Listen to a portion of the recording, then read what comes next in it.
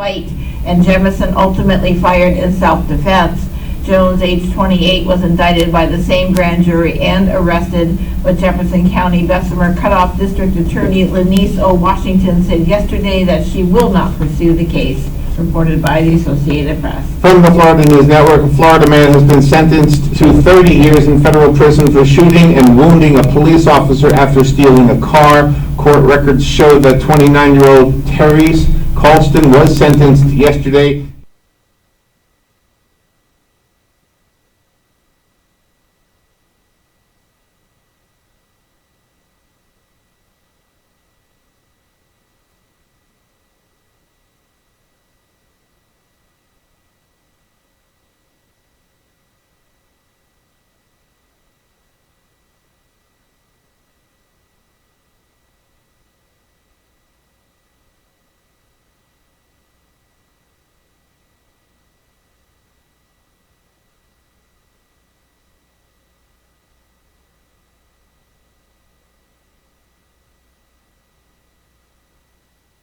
In West Florida when one of their own moves away from the Sunshine State.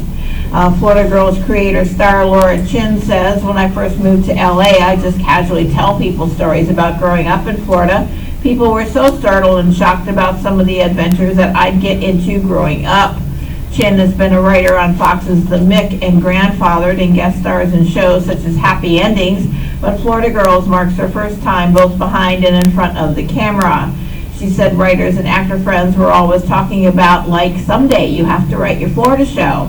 So while I was writing on other people's shows, learning and figuring out what it means to be a television writer, I always, in the back of my mind, had this desire to tell a Florida story, reported by the New York Post.